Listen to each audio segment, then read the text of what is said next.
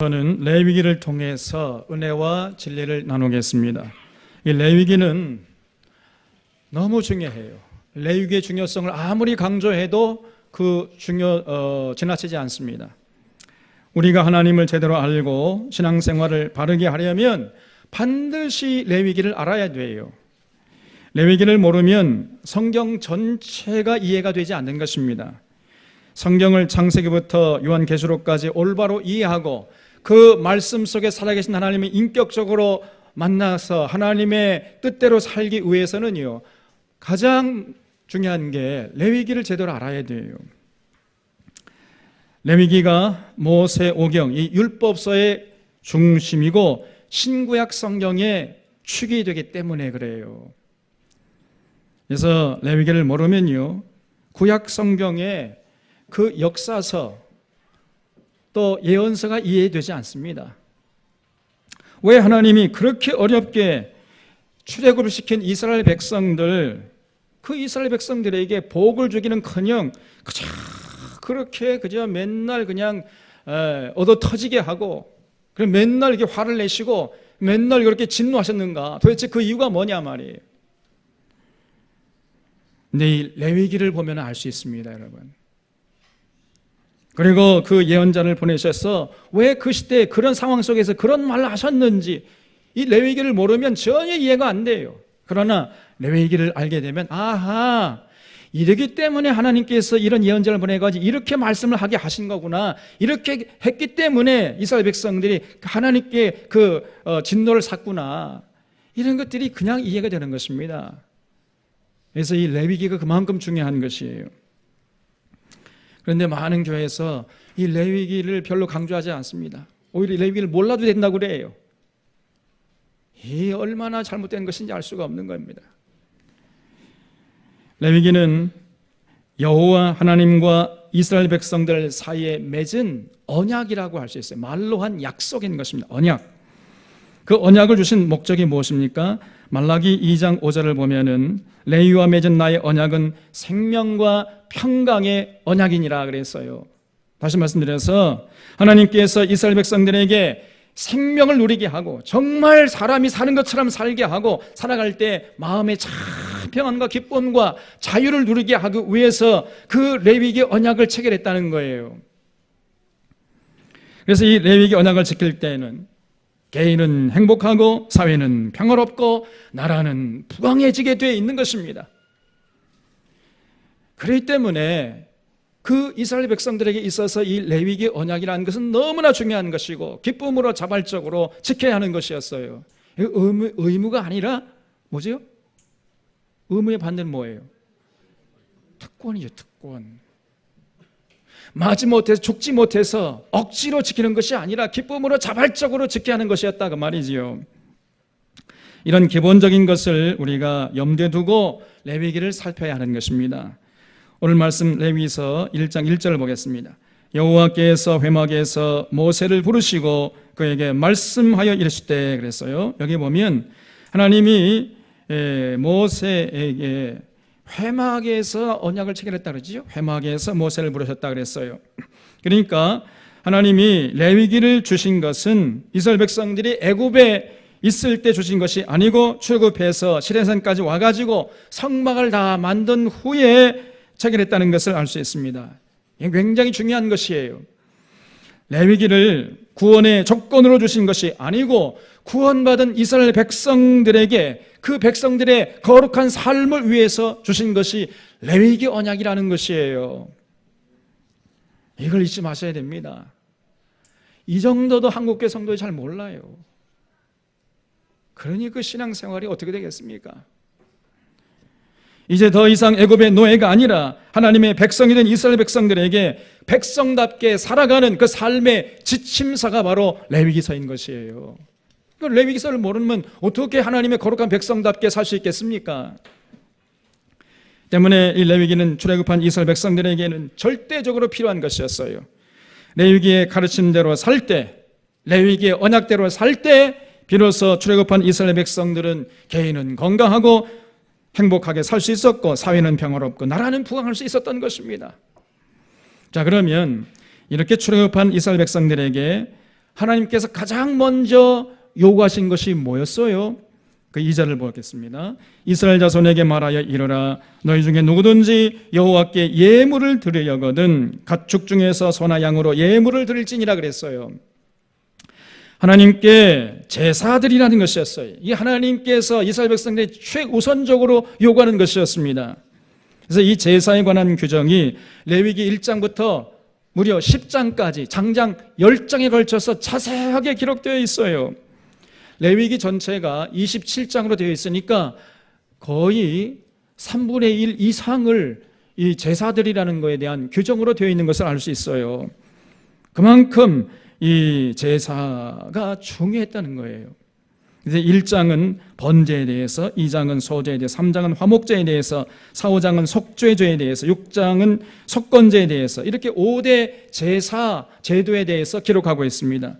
또 8장, 9장은 제사를 집전하는 제사장 위임식과 실제적으로 그 제사 사역을 감당하는 모습이 구체적으로 기록되어 있고, 10장에서는 아론의 아들들인 나답과 아비후가 그만 제사를 잘못 드리다가 그 자리에서 그냥 불에 타 죽고 마는 이런 끔찍한 사건이 기록되어 있어요.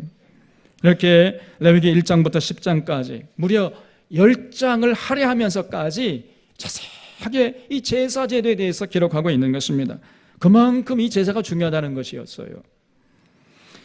하나님께서는 무엇보다도 하나님과 관계를 중시 여기신다는 것을 알 수 있죠. 조금이라도 하나님과의 관계가 틈이 생기지 않도록 제사에 열심을 내서 제사하라는 거예요. 하나님과의 관계의 틈이 생기면 거기서 인생의 불행이 싹 트는 것이고 모든 불행한 사건들이 일어나게 되는 것입니다. 오늘날도 마찬가지예요. 오늘날 이 구약의 제사는 우리에게 있어서 예배에 해당되겠지요? 예배입니다. 그래서 오늘날 성도가 하나님 앞에서 거룩하기 위해서 가장 먼저 최우선적으로 요구되는 것은 예배를 제대로 드려야 한다는 거예요. 예배가 중요한 것입니다. 예배를 통해서 하나님과의 관계를 새롭게 할 수 있고, 예배를 통해서 신앙이 회복될 수가 있는 거예요. 예배가 너무나 중요해요. 예배의 중요성은 아무리 강조해도 지나치지 않습니다, 여러분. 예배에 성공할 때 비로소 세상을 이길 수 있고, 반면에 예배에 실패할 때 절대로 세상에서 승리할 수가 없어요. 실패한 인생이 되고 마는 것입니다. 이렇게 예배가 중요한 거예요. 자, 그러면 우리가 뭐라 해야 되겠죠? 그러면 어떻게 해야 하나님께서 기뻐하시는 온전한 예배, 건강한 예배를 드릴 수 있겠는가? 오늘날 한국교회가 예배는 많이 드려요. 근데 제가 볼 때 건강한 예배가 아닙니다.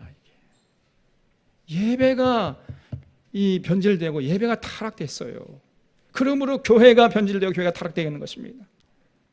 예배가 가장 근원적인 문제예요. 여러분, 우리가 어떻게 해야, 어떤 예배가 과연 진정으로 하나님께서 기뻐 받으시는 예배가 되는 것이고 우리에게 유익한 예배가 되는 것인가?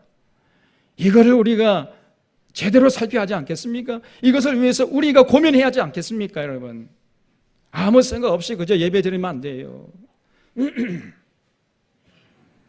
자, 그렇다면은 무엇이 건강한 예배예요? 하나님께서 기뻐하시는 예배겠습니까? 과연 성령 충만한 예배가 어떤 것이고 하나님의 임재를 체험할 수 있는 예배가 과연 어떤 예배냐 말이에요. 다른 것이 아닙니다. 오늘 이 레위기에서 말씀하시는 이 5가지 제사의 그 정신을 이어받은 예배, 이 예배가 오늘날 건강한 예배요 하나님께서 기뻐 받으시는 예배인 줄로 믿으시기 바랍니다. 여러분,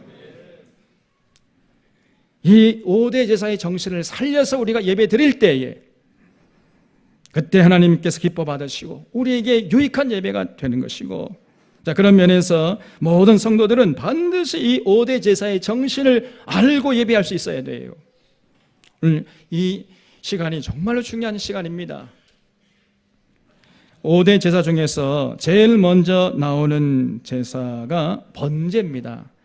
그 1장 3절을 보겠습니다. 그 예물이 소의 번제이면 흠없는 수컷으로 회막문에서 여호와 앞에 기쁘게 받으시도록 드릴지니라 그랬어요. 여기 보면 이제 번제가 나와요. 이 번제는 제물을 잡아가지고 각을 떠서 그 각을 번제단 위에 놓고 불로 태워드리는 제사, 그걸 번제라고 그래요. 이 번자가 한 번, 두 번의 번이 아니고 태울 번입니다. 태울 번. 이 번제에 대해서 레위기 1장 4절 이하에 쭉 자세하게 기록되어 있어요. 먼저 이 번제 드릴 제물을 고를 때는 그 개인이 각자의 경제적인 형편에 따라서 고를 수 있다고 그랬어요. 좀 경제적인 형편이 넉넉한 사람은 오늘 이 소의 번제를 드릴 수 있다고 그랬어요.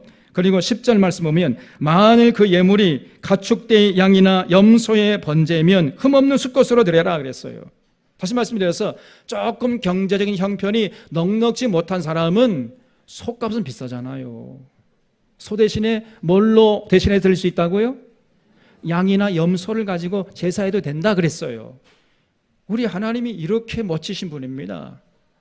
도매금으로 딱 이렇게 해라 그렇게 말씀하시는 분이 아니에요. 또 그 소나 양으로도 드릴 수 없는 그래 가난한 사람들은 뭘로 드리라 그랬어요? 여기 14절 말씀하면 만일 여호와께 드리는 예물이 새의 번제이면 산비둘기나 집비둘기 새끼로 예물을 드려라 그랬어요.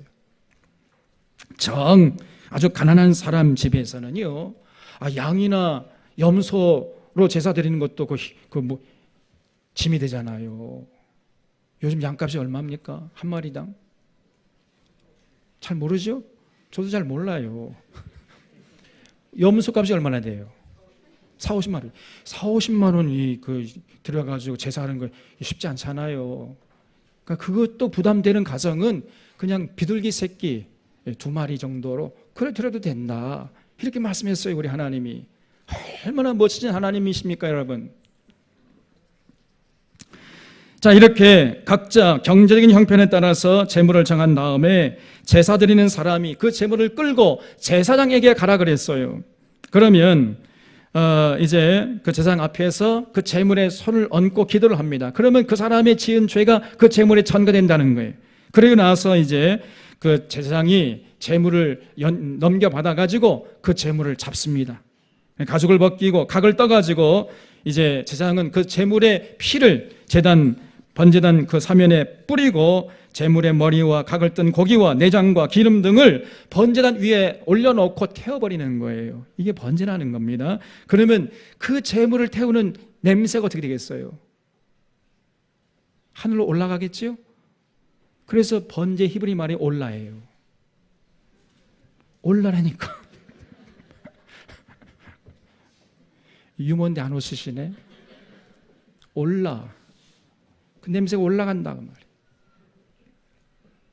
자, 이것이 번제인데 이 번제의 정신이 무엇이겠습니까?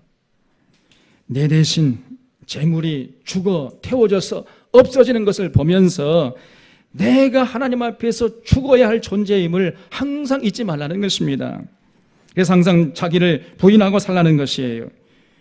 예수님께서 말씀했잖아요. 나를 따라오는 자는 자기를 부인하고 나를 따를 것이니라 그랬어요. 철두철미하게 자신을 부인하고 나는 아무것도 아닙니다.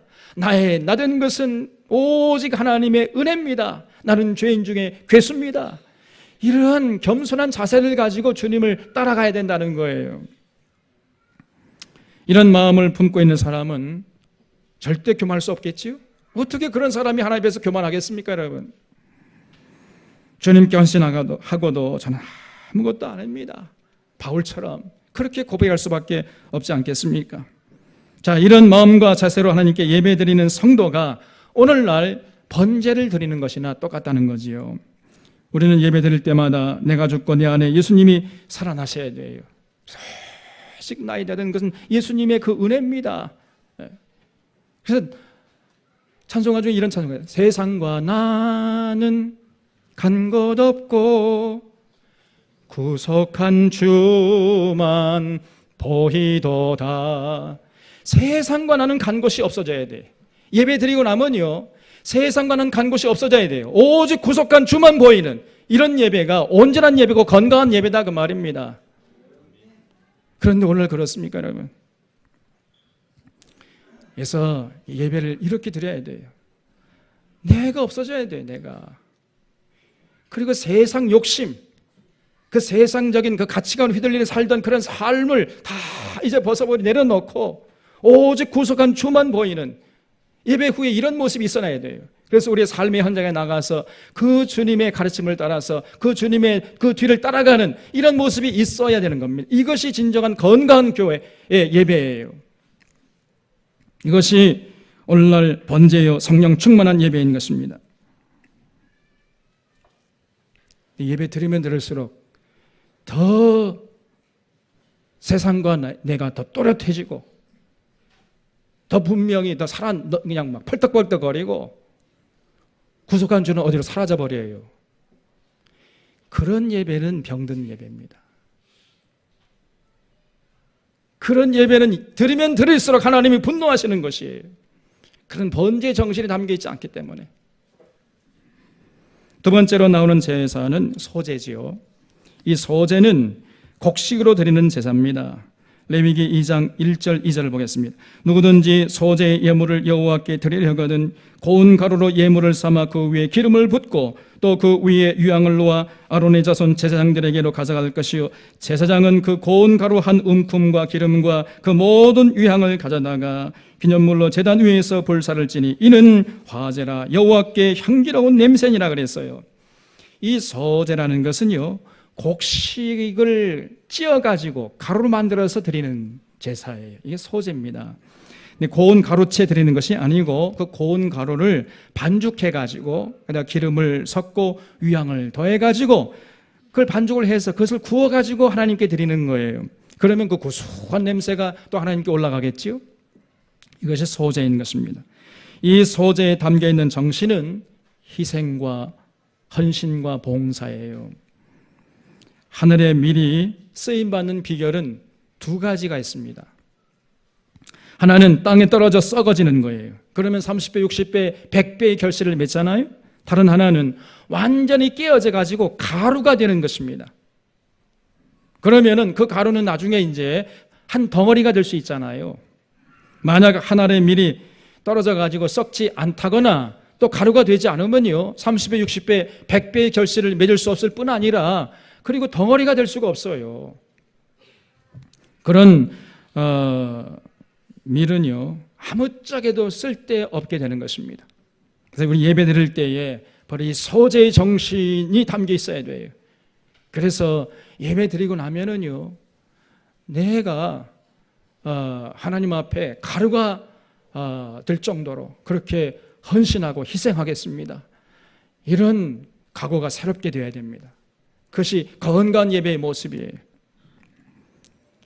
그 예배 드린 후에도 여전히 자신의 자아가 살아있고 세상 욕심이 펄펄 살아 뛴다면은 그 예배는 잘못된 예배예요. 그는 절대로 우리 하나님께서 기뻐 받으신 예배가 아닌 것입니다. 예배 드리면서 하나님 제가 이제 남은 여생 주님의 뜻을 위해서 하나님 나라를 세우는 데 위해서 헌신하고 희생하겠습니다. 내 시간과 물질과 재능과 내 모든 것을 바쳐서 하나님을 기쁘게 하는데 제가 가루가 되겠습니다. 이런 마음으로 예배를 드려야 돼요.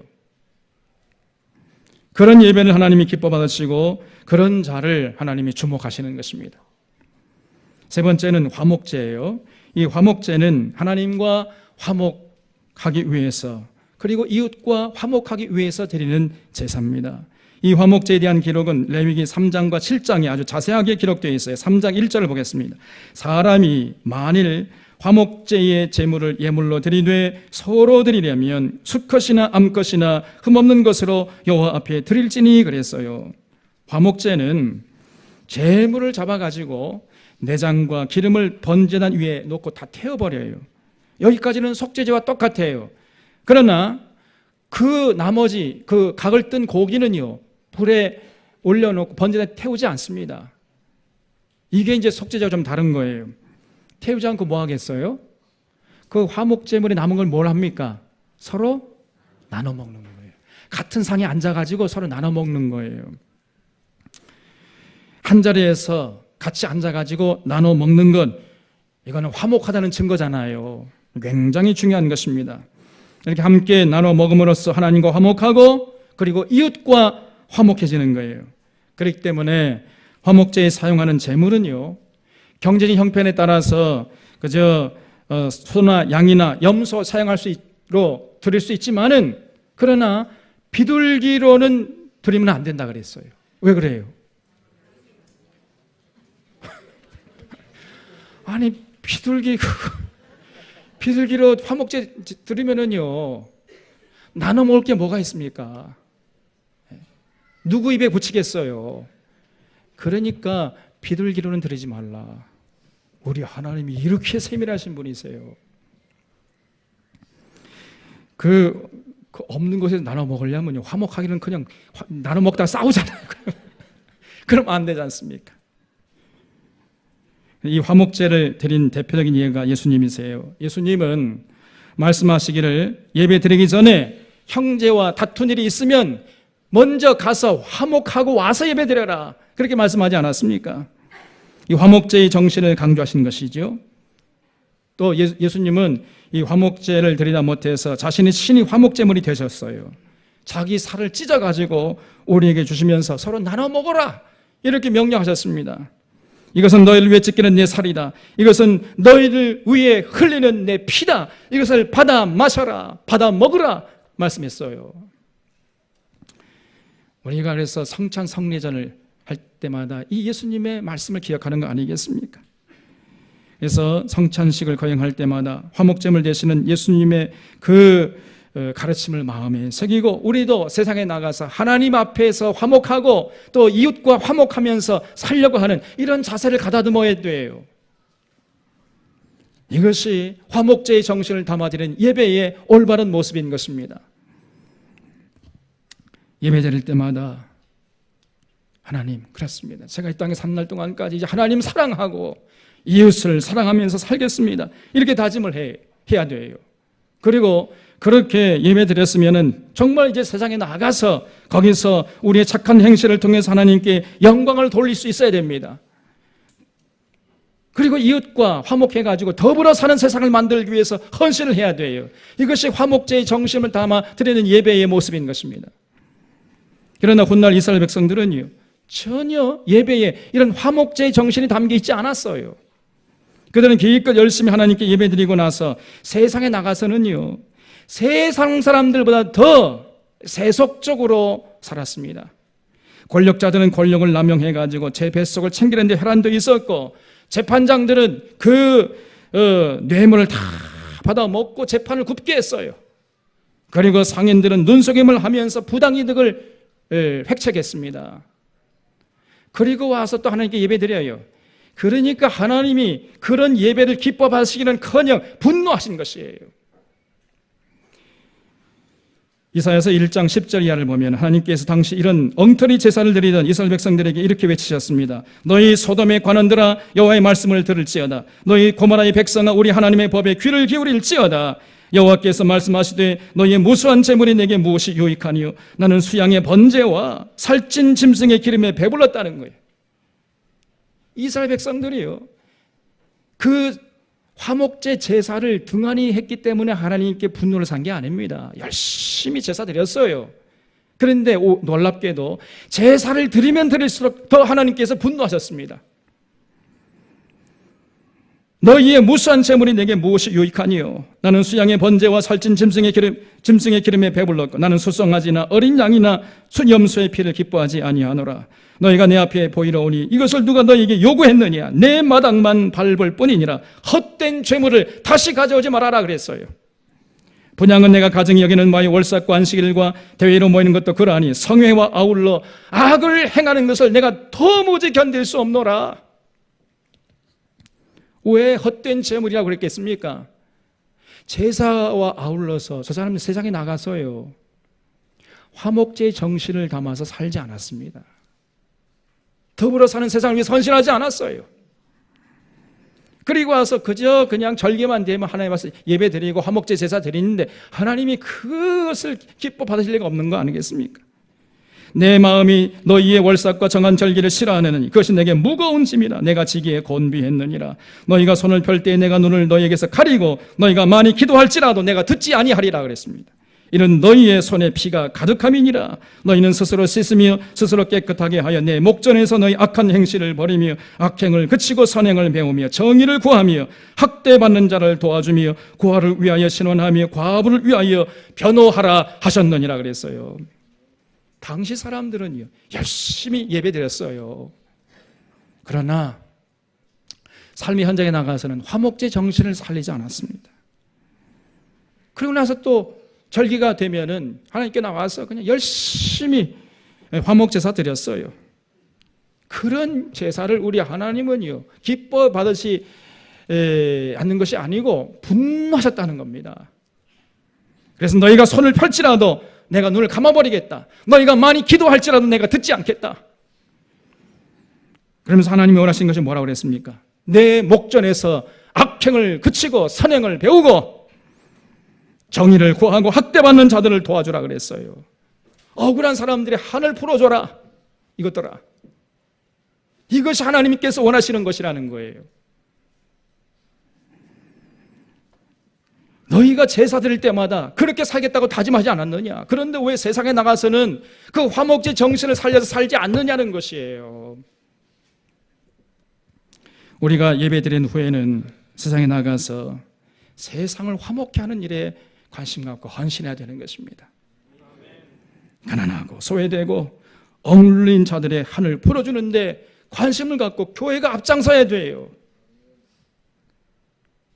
그렇게 만들어주는 예배가 진실로 하나님께서 기뻐하시는 예배인 줄로 믿으시기 바랍니다, 여러분.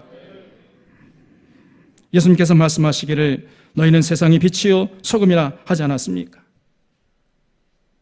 세상의 소금으로 드러나게 만들어주는 예배, 세상의 빛으로 드러나게 만들어주는 예배, 이런 예배가 진정으로 건강한 예배예요. 그러나 현실은 어떻습니까, 여러분? 교회가 예배는 열심히 드리는데 지금 세상에서 맛을 잃어버린 소금처럼 사람들에게 버림을 받고 발에 밟히지 않습니까? 세상에 비치기는커녕 세상의 어둠에 노릇을 하고 있어요, 교회가. 왜 그렇습니까? 왜 이렇게 된 거예요? 우리 예배에 화목제의 정신이 담겨 있지 않기 때문에 그래요. 예배가 잘못됐기 때문입니다. 예배의 정신이 지금 변질되어 버렸어요. 우리가 예배 드릴 때마다 하나님과 화목하고 세상을 화목시키는데 헌신하겠습니다. 이런 마음과 자세와 결단을 가지고 예배 드려야 돼요. 이것이 진정으로 성령 충만으로 드리는 예배인 것입니다. 예수님께서 요한복음 4장에서 하나님은 영이시니 예배하는 자가 신령과 진정으로 예배할지니라 그랬지요. 여러분, 신령과 진정으로 예배하는 게 뭡니까? 이 신령이라는 것은 성령님만 하지요. 진정한 건강한 예배는요 성령의 인도하심을 따라 드리는 예배고, 그리고 진리 안에서 드려지는 예배예요. 이게 진짜 건강한 예배입니다. 그래야 우리 하나님이 그 예배를 기뻐 받으세요.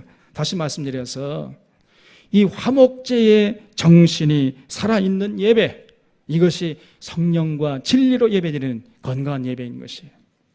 그런 예배를 우리 하나님이 기뻐 받으시는 것입니다. 네 번째 제사는 속죄제입니다. 이 속죄제는 죄를 사함받기 위해서 드린 제사예요. 여기에 대한 것은 레위기 4장과 5장에 걸쳐 자세하게 기록되어 있습니다. 4장 1절을 보겠습니다. 여호와께서 모세에게 말씀하여 이르시되 이스라엘 자손에게 말하여 이르라. 누구든지 여호와의 계명 중 하나라도 그릇 범하였으되 만일 기름 부음을 받은 제사장이 범죄하여 백성의 허물이 되었으면 그가 범한 죄로 말미암아 흠없는 수송아지로 속죄 제물을 삼아 여호와께 드릴지니 그랬어요.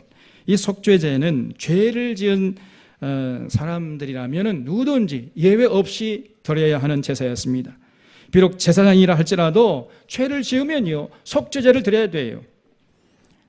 그리고 속죄제를 드릴 때 아까 화목제처럼 소로 드릴 수 있었고, 경제적인 형편에 따라서 또 양이나 염소로도 드릴 수 있었고, 또 정 재정적으로 어려운 가정이라면은 비둘기로도 드릴 수 있다고 했어요. 그리고 드리는 제물은요 전부 다 태워야 됩니다. 먹으면 안 돼요. 그는 전부 번제단에서 태우거나 아니면 진영 밖으로 가서 전부 불에 태우라 그랬습니다. 네, 속죄제를 드릴 때 중요한 것이 있는데 레위기 5장 5절을 보겠습니다. 레위기서 5장 5절 말씀 보면 굉장히 중요한 말씀이 기록되어 있어요. 이 중 하나의 허물이 있을 때에는 아무 일에 잘못하였노라 자복하고 그 잘못으로 말미암아 여호와께 속죄제를 드리라 그랬어요. 속죄제를 드릴 때 중요한 것은요, 자복하고 드려야 한다는 겁니다. 그리고 자복할 때 중요한 것은 죄를 지은 사람에게 가서 하든지 공동체 앞에서 하든지 해야 된다는 거예요. 이게 중요한 거예요. 자복은 피해를 준 당사자에게 가서 해야 되고 또 회중 앞에서 하라는 것이에요. 회중 앞에서 제가 이런 죄를 지었습니다. 나를 용서해 주시기 바랍니다. 그러면 회중들은 형제여 주의 이름으로 당신을 용서합니다. 이렇게 자복하고 속죄제 드려야 돼요. 이게 참회가, 그래야 참회개가 되지 않겠습니까? 혼자 하나님 앞에서 잘못했다고 하고 치워버리고 죄를 자복했다고 하는데 아무도 모르고 그러면 안 된다는 거예요. 그리고 자복한 사람도 뭐 그렇게 해버리면 말이죠, 죄를 버린 흔적도 없고 버리지도 못해요. 자복해놓고는요 또다시 똑같은 죄를 반복하잖아요. 그러면은 결국 하나님의 이름을 망령되이 일컫는 죄를 하나 더 범할 뿐인 것입니다. 그래서 그 공동체 앞에서 그리고 피해를 준 그 당사자에게 가서 자복하고 그리고 속죄 제사를 드려라 그랬어요.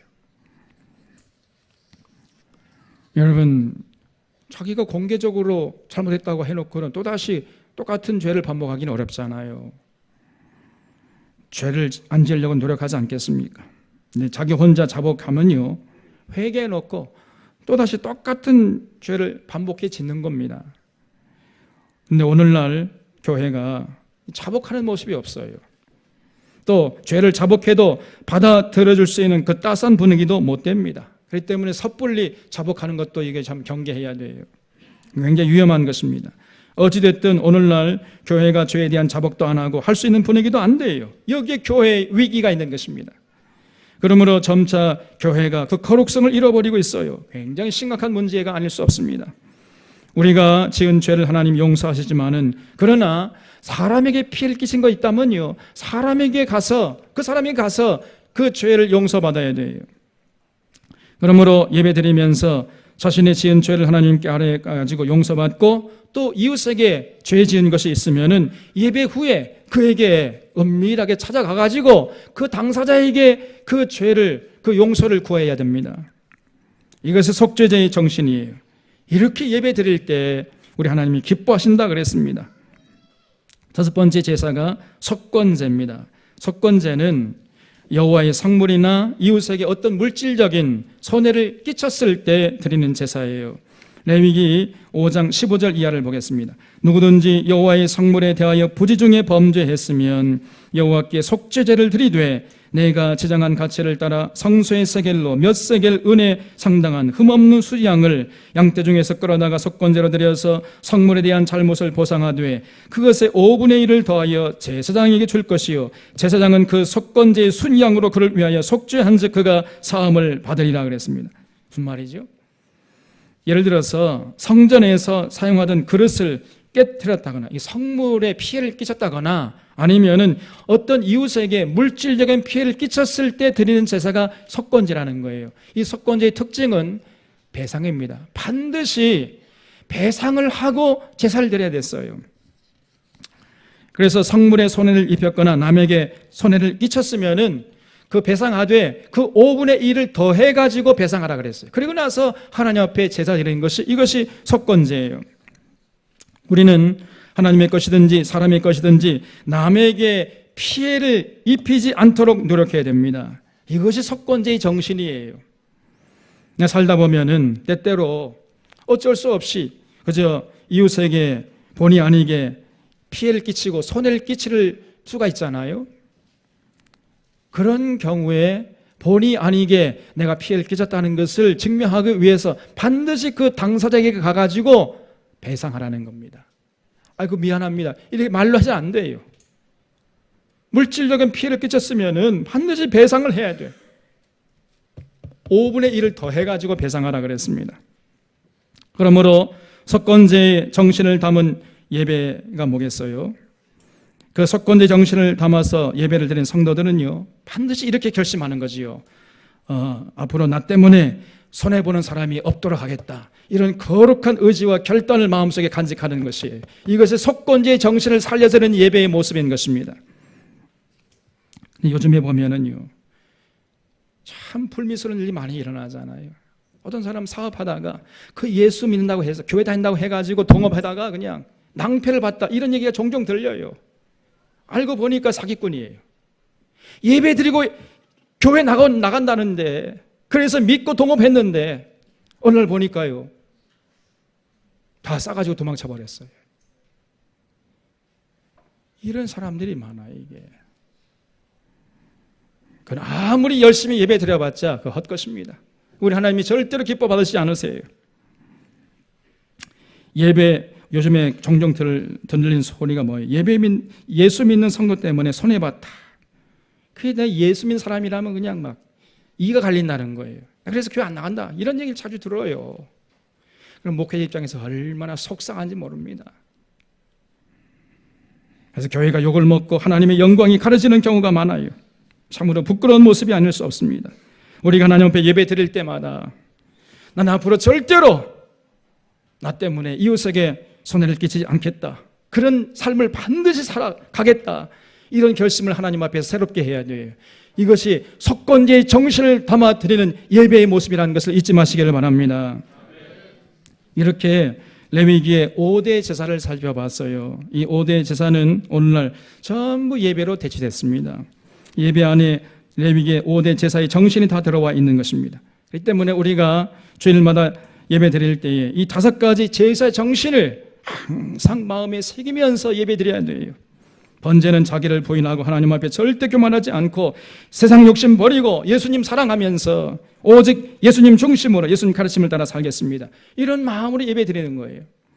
또 소제는 내가 그저 갈아 없어질 정도로 내가 하나님 나라를 위해서 헌신하고 희생하겠습니다, 이런 자세로 예배 드리는 것입니다. 또 화목제는 하나님 사랑하고 이웃 사랑하며 세상에 나가서 더불어 사는 세상 위해서 제가 헌신하겠습니다, 이런 마음을 가지고 예배 드리는 것이에요. 또 속죄제는 하나님과 사람 앞에서 지은 죄를 용서받고 다시는 죄를 짓지 않겠습니다, 이런 거룩한 다짐을 가지고 예배 드리는 것입니다. 그리고 석권제는 하나님과 이웃에게 손해를 끼치는 삶을 살지 않겠습니다, 이런 자세로 예배 드리는 거예요. 그럴 때에 이 5대 제사의 정신이 그 예배 속에 다 녹아 들어있는 것입니다. 그러면 그런 예배를 우리 하나님이 기뻐 받으시고 우리는 성령 충만한 예배 드리는 것이고, 그리고 그 예배가 우리에게 말로 할 수 없이 유익한 예배가 되는 것이에요. 우리 산원의 성도들은 적어도 예배만큼은 정성을 다 예배드리고 예배에 반드시 성공하는 자들이 될 수 있기를 주님의 이름으로 축원합니다. 그렇기 위해서는요, 우리가 좀 준비가 필요해요. 아무 생각 없이 예배에 앉아있으면 안 돼요. 적어도 토요일 저녁에는 몸을 씻고 주일 아침에는 조금 일찍 나오세요. 헐레벌떡 무슨 예배가 되겠습니까? 적어도 우리 사론교회는 10분 전에 다 앉아서 준비 찬양하고 예배할 수 있기를 바랍니다. 그리고 예배 드릴 때 이 5대 제사의 정신이 있지, 이거를 마음에 새기면서 예배 드려야 돼요. 그 5대 제사의 정신이 바로 예배의 정신이 되는 것입니다. 그래서 이 5대 제사를 조금 더 간략하게 요약을 하면은요, 나를 기쁘게 하기 위해서 예배 드리는 것이 아니고 하나님을 기쁘게 하기 위해서 예배 드리는 거예요. 그래서 예배를 영어로 정의하면 월십이요, 서비스라고 그래요. 월십이 뭡니까? 두렵고 떨림으로 하나님 앞에 엎드리는 거예요. 서비스는 뭐지요? 여러분, 서비스가 뭐예요? 이웃을 기쁘게 하기 위해서 드리는 행위가 하는 행동이 서비스 아닙니까? 다시 말씀드려서 예배가 뭐냐? 두렵고 떨림으로 하나님 앞에 넙죽 엎드려 가지고 하나님을 기쁘시게 하는 것, 이것이 예배인 것입니다. 그래서 예배 드릴 때마다 자신의 지은 죄를 자복하고 세상에 나가서 더불어 사는 삶을 살겠습니다, 이런 자세로 예배 드릴 때에 그 예배를 우리 하나님이 기뻐 받으세요. 그리고 그런 예배를 드리면 자연적으로 그 삶이 거룩해질 수밖에 없지 않겠습니까? 그러므로 그런 참된 예배자는 행복하고 이 땅에 사는 동안 거룩하고 복된 인생이 되는 것이에요. 요즘에 문제가 되는 게 그 서울대학교 병원장이 백남기 씨 그 사인을 병사로 썼다고 그랬어요. 이게 문제가 되지 않아요? 그 서울대 병원장 때문에 지금 온 나라가 발칵 뒤집었습니다. 그 사람이 그 박근혜 대통령의 주치의래요. 그 박근혜 대통령을 돕기 위해서 하려고 하는지 모르지만 그 어리석은 겁니다. 오히려 박근혜 대통령을 지금 욕을 먹이고 있는 거예요. 아니, 어떻게 1년 전에 그 물대포를 맞아가 쓰러져가지고 정신을 잃어버린 사람, 그 연장 선생이 죽었는데 어떻게 병사입니까, 여러분? 그 외인사. 그리고 거기다가 직접 사인이 뭐냐? 심폐 기능이 정지돼서 죽었다는 거예요. 아니, 사람이 죽을 때 전부 다 심폐 기능이 정지되지 않아요. 아니, 심폐 기능이 정지되지 않고 죽는 경우 있습니까? 그래서 그 사인, 이 엉터리라고 말이죠, 이게. 어떻게 하든지 간에 그 살인 정권이라는 그런 오명을 벗기 위해서 그렇게 꼼수를 쓰고 있는 거예요. 정직하게 대통령이 잘못했습니다. 앞으로 그렇게 하지 않겠습니다. 그렇게 하면 될 것을 자꾸 그걸 피해가려고 하다 보니까 무리수를 쓰게 되는 거, 어거지를 쓰게 자꾸 거짓말하게 되는 거예요, 그냥. 그렇게 살던 사람이 와서 예배 드릴 때 하나님이 기뻐하시겠습니까? 1000번, 10,000번 예배 드린다 할지라도 하나님 기뻐하시는 게 아니라 하나님이 오히려 분노하신다는 것이에요, 여러분. 그 새누리당의 난 그 사람 이름도 잘 부르기 싫은데 이 아무개란 그 사람이 금식한다고 하니까 꼭 그 사람이 또 보면은요, 그러면서 말이죠, 성경들 끼고 또 이렇게 금식을 한다고 그래. 또 하나님을 욕보이는 겁니다, 여러분. 어느 교회 집사래. 또 그런 사람들이 드린 예배를 하나님이 기뻐하시겠어요? 절대로 기뻐하지 않는 겁니다. 그 사람은 지금 예배가 뭔지 모르고 있는 거예요. 100날 1000날 예배 드려봤자 그건 헛수고입니다. 우리 사랑하는 성도들은 예배의 정신을 똑바로 알고 올바른 예배를 통해서 하나님께 영광 돌리고 또 하나님 주시는 모든 은혜와 진리 가운데 거할 수 있기를 주님의 이름으로 축원합니다. 또 9장에서는요, 실제로 아론과 그의 아들들이 제사장으로서의 사역을 감당하는 모습을 기록하고 있어요. 9장 1절의 말씀 보면은 8째 날에 모세가 아론과 그의 아들들과 이스라엘 장로들을 불러다가 아론에게 이르되 속죄의 제를 위하여 흠없는 송아지를 가져오고 번제를 위하여 흠없는 순양을 여호와 앞에 가져다 드리고 이스라엘 자손에게 말하여 이르기를 너희는 속죄제를 위하여 순염소를 가져오고 또 번제를 위하여 1년 되고 흠없는 송아지와 어린 양을 가져오고 또 화목제를 위하여 여호와 앞에 드릴 숫소와 순양을 가져오고 또 기름 섞은 소제물을 가져오라 하라 했어요. 그런데 여기서 주목할 점은요, 이렇게 제사장들이 백성들을 위해서 속죄제를 드릴 때에 반드시 먼저 그 제사장 자신들을 위해서 속죄 제사를 드려야 한다는 사실이에요. 왜 그래요? 왜냐하면 제사장들도 죄를 지었잖아요. 그러니까 백성들을 위해서 제사 드리기 전에 먼저 너희들을 위해서 제사 드려라, 이렇게 명령하신 것입니다. 7절 말씀에 보면은 모세가 또 아론에게 이르되 너는 제단에 나아가 내 속죄제와 내 번제를 드려서 너를 위해서 먼저 제사 드리라는 거예요. 그런 다음에 백성을 위하여 속죄하고 또 백성의 예물을 드려서 그들을 위하여 속죄하되 여호와의 명령대로 하라, 이렇게 했어요. 그래서 자신들을 위해서 먼저 속죄제를 드리고 그리고 난 다음에 백성들을 위해서 속죄제사 드려라 그랬습니다. 이것이 우리 주님과 다른 점이에요. 우리 주님은 죄가 없기 때문에 자신을 위해서 속죄제사 드릴 필요가 없잖아요. 이런 면에서 우리 주님은 구약의 제사장들과는 비교할 수 없이 높으신 대제사장이 되시는 것이에요. 그렇기 때문에 우리 주님은 능히 우리를 하나님 앞으로 인도할 수 있는 분이라고 믿으시기를 바랍니다. 그래서 그분을 끝까지 사랑하고 그분의 뒤를 따라가는 우리 사론의 성도들 다 되시기를 바랍니다. 10장에 보면은 이 아론의 아들들인 나답과 아비후가 다른 불을 담아서 제사 드리다가 제단에서 불이 나와가지고 그만 그 자리에서 그냥 불에 타 죽는 끔찍한 사건이 기록되어 있습니다. 여기 10장 1절 말씀 보면은 아론의 아들 나답과 아비후가 각기 향로를 가져다가 여호와께서 명령하지 아니하신 다른 불을 담아 여호와 앞에 분향했더니 불이 여호와 앞에서 나와 그들을 삼키매 그들이 여호와 앞에서 죽은지라 그랬어요. 여호와께서 명하지 않으신 다른 불을 담아 분향하다가 그만 불에 타 죽었다는 거예요. 왜 이 사람들이 이런 짓을 했을까요? 거기에 대한 단초가 되는 구절이 8절에 나옵니다.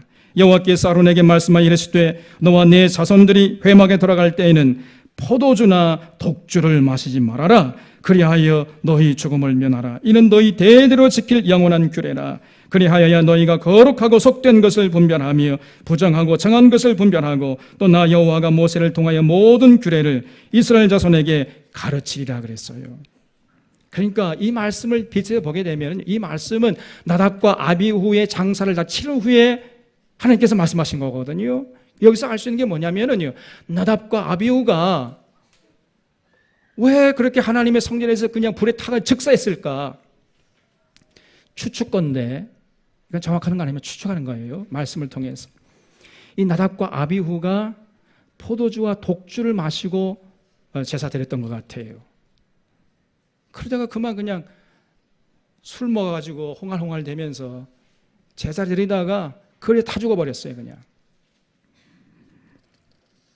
그렇게 생각이 돼요. 오늘 말씀을 통해 보면은. 그렇기 때문에 예배는요 반드시 성령님의 인도하심을 따라서 정신을 바짝 차리고 드려야 됩니다. 존 메가더 목사님이 쓰신 다른 불이라는 책이 있어요. 이 책은 반드시 우리 사론교회 성도라면 일독을 해야 됩니다. 이 세상에는 두 종류의 사람이 있다 그랬어요. 다른 불을 읽은 사람하고 읽지 않은 사람하고 두 종류의 사람이 있을 뿐. 이 정도로 이 책이 굉장히 중요한 책이에요. 지금 미국의 많은 교회들이 성령님의 인도하심을 따라서 예배드리는 것이 아니고 다른 불을 받아가지고 다른 영을 받아가지고 예배드린다는 것을 지적하고 있는 내용이에요. 이 기복주의나 신비주의에 매몰된 이런 예배를 드리고 있는 이런 미국 교회들이 많다는 거예요. 지금 다른 불로 제사하고 있는 겁니다. 그런데 우리 오늘날 한국 교회가 미국 교회에 지대한 영향을 받고 있잖아요. 때문에 미국 교회가 하면은 그냥 무조건 그것이 옳은 줄 알고 따라 해버려요. 그게 참 걱정이에요, 여러분. 그래서 우리 한국 교회도 어느 사이에 예배 드릴 때 잘 된다, 복 준다. 그런 기복주의적인 예배, 그리고 직통계시를 강조한 신비주의 예배에 매몰되어 가고 있는 이런 현상이 벌어지고 있는 것입니다. 우리 사론교회는 절대로 이런 함정에 빠지지 않을 수 있기를 바랍니다. 이런 예배를 드리면 드릴수록 하나님이 기뻐하시는 그냥 분노하시는 것이에요. 오늘날 우리 한국교회 권위가 날로 추락하는 이유도 그 근원을 추적해 올라가면 결국 예배가 지금 잘못되고 있어요. 예배가 건강치 못하는 것입니다. 오늘날 한국교회처럼 이렇게 열심히 모여가지고 예배 드리는 교회가 세상에 또 어디 있겠습니까? 열심히 예배 드려요. 기도 많이 합니다. 헌금도 많이 해요. 그런데 결론적으로 교회의 권위는 날로 추락해 가고 있어요. 왜 그렇습니까, 여러분? 그 궁극적인 원인은 예배가 잘못되어 있어요. 지금 예배가 병들었단 말이죠. 그래서 교회 안에서 예배는 열심히 드리지만은 그 예배가 전혀 이 세상에서의 삶과 연결되어 있지 않습니다. 그래서 하나님께서 호세아 선지자를 통해서 말씀하시기를 나는 인애를 원하고 제사를 원치 아니하노라. 나는 번제보다 하나님 아는 것을 원하노라. 이렇게 말씀하지 않았습니까? 다시 말씀드려서 삶의 현장에서 하나님의 사랑을 실천하고 하나님의 가르침을 실천하고 와서 제사 드려라. 이 하나님의 간절한 뜻이에요. 예수님께서 말씀하시기를 너희 빛을 사람 앞에 비치게 하여 그들로 너희 착한 행실을 보고 하늘에 계신 너희 하나님께 영광을 돌리게 하라. 똑같은 맥락이에요. 똑같은 내용인 것입니다. 온전한 기독교는 예수님의 은혜를 통해서 구원의 확신을 가지고 그 예수님을 보내주셔서 우리를 구원해 주신 그 하나님의 사랑에 감격하면서 예배 드리는 거예요. 그리고 예배 드린 후에는 이 삶의 현장에 나가서 성령님의 인도하심을 따라서 그 세상 한복판에 나가서 구별된 삶을 살아가는 것입니다. 이것이 온전한 기독교예요. 그리고 그렇게 만들어주는 예배, 이것이 건강한 예배인 것입니다. 그래서 온전한 기독교는요, 세상과 결별하고 은둔하는 것도 아니고, 그렇다고 세상에 동화되어 가지고 편입되는 것도 아니고, 세상 한복판에 나가서 거기서 하나님의 뜻을 구별하면서 살아가는 거예요. 예배를 온전하게 드리면 반드시 이런 삶으로 나아갈 수밖에 없는 것이에요. 그런 예배를 드리는 교회가 되면요, 우리도 모르는 사이에 교회의 권위가 회복돼요. 그리고 그런 모습을 세상 사람들이 주목하다가 그저 교회 나오라고 하지 않음에도 불구하고 저 사람들이 그저 그냥 앞을 다투면서 나도 교회 나오겠다, 이렇게 되는 겁니다. 그래서 교회의 권위를 인정하고 교회를 주목하고 교회로 몰려오게 될 것이에요. 우리 사랑하는 성도들이 이 진리를 마음에 새기고 예배 드릴 때마다 신령과 진정으로 예배할 수 있기를 주님의 이름으로 축원합니다. 기도하겠습니다. 참 고맙습니다.